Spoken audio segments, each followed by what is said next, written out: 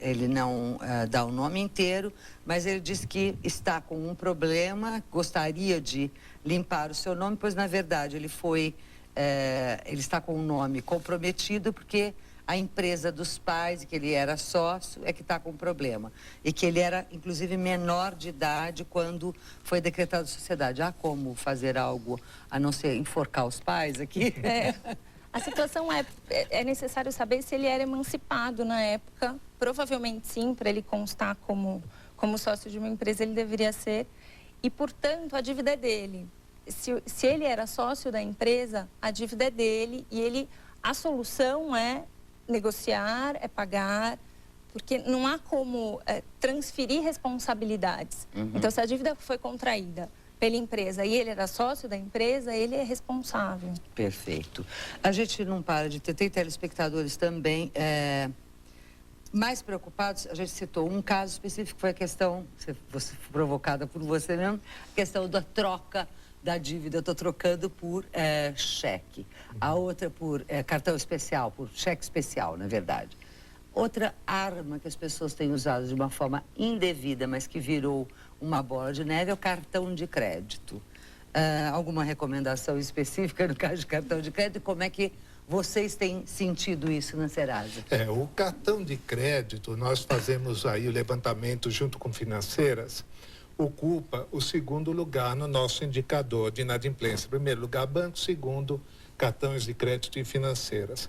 Como os cartões têm aplicado uma política muito agressiva de conquista de clientes, penetração nas classes mais baixas de renda, pega aí realmente o consumidor, que vai respondendo aqueles apelos de marketing, né? Compra em 10 vezes no cartão, fica tudo muito fácil.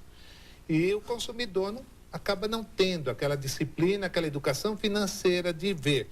Se ele financia em 10 vezes, naquele período todo, ele vai ter que fechar os olhos nas datas do comércio, não vai poder comprar, como financiamento de automóvel. Claro. Vai ter que ficar quietinho.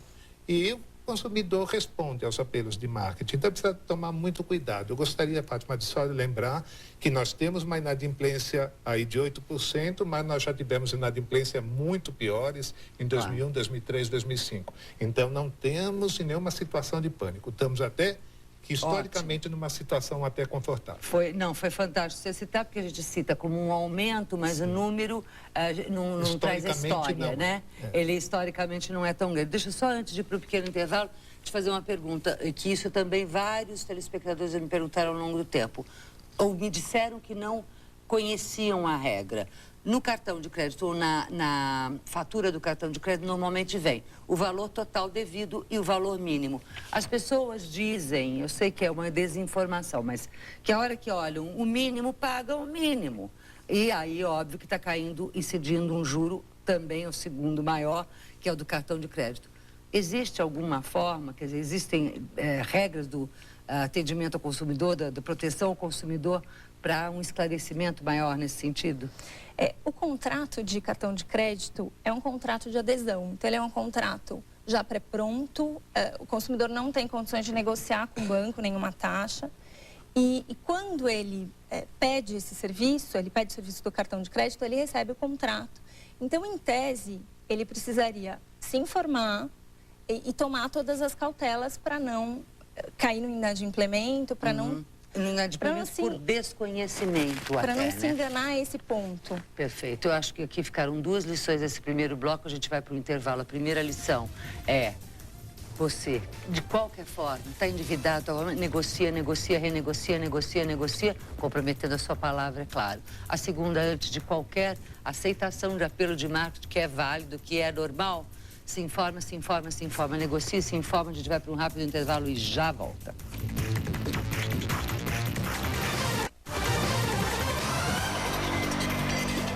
De volta com Economia e Negócios. Hoje nós estamos conversando sobre um tema muito interessante, que é a inadimplência. Aí eu já tenho duas perguntas aqui de telespectadores. Uma delas eu achei interessantíssima, porque é uma pergunta que todo mundo faz, questão do tempo.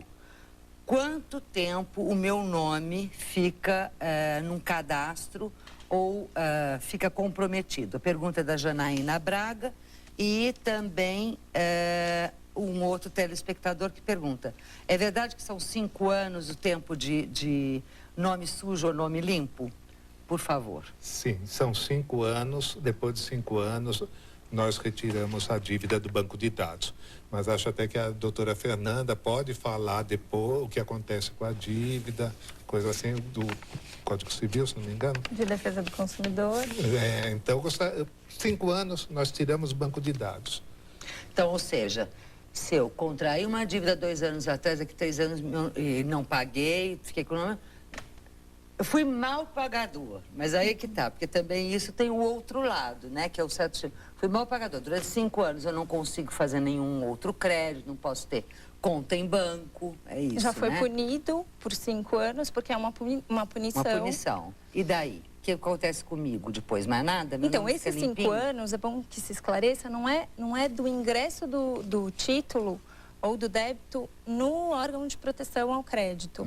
É da data do vencimento da dívida. Então, se o credor demorar para pedir a inserção desse crédito, ele não pode ficar mais do que 5 anos da data do vencimento. Certo. E o credor, ele continua tendo um título. Então, o credor continua podendo entrar com uma ação de cobrança, uma ação monitória. Essa dívida não desaparece. O que desaparece é essa penalidade, essa inscrição, essa publicidade que esses órgãos, que a publicação nesses órgãos então, acarreta. Seja uma empresa, um banco, alguém que emprestou o dinheiro, ele tem o direito, enquanto emprestador do dinheiro, de continuar cobrando juridicamente. A dívida não morre. A dívida não morre. A dívida não morre.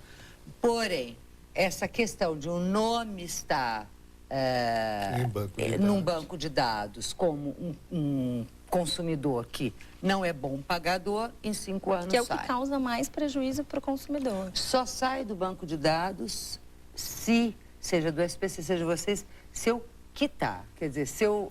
E daí quem tem que informar é o credor.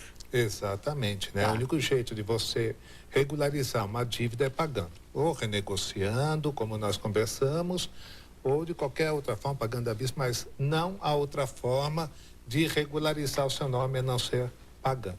Ou seja, as 200 perguntas que a gente tem aqui é como eu limpo o meu nome, resolvendo a tua dívida, seja renegociando, e daí alguma coisa eu tenho que pagar, ou pagando de imediato. É isso, é o único jeito. E é interessante negociar com o credor, se o consumidor não tiver possibilidade de pagar à vista, com desconto, negociar um parcelamento e pedir ao credor que já imediatamente exclua essa negativação, porque aí ele se torna adimplente, ele vai cumprir, ele faz uma renegociação e não é mais devedor. Aliás, né, doutora, a partir do momento que ele assina o termo de uma nova dívida, mesmo não dando nenhum pagamento na hora, que ele não tem dinheiro na hora, pondo novo prazo de pagamento, o nome já tem que sair do banco de dados. O credor tem que avisar a Serasa Experian para tirar o nome do banco de dados. Porque a dívida foi novada, aquele título anterior,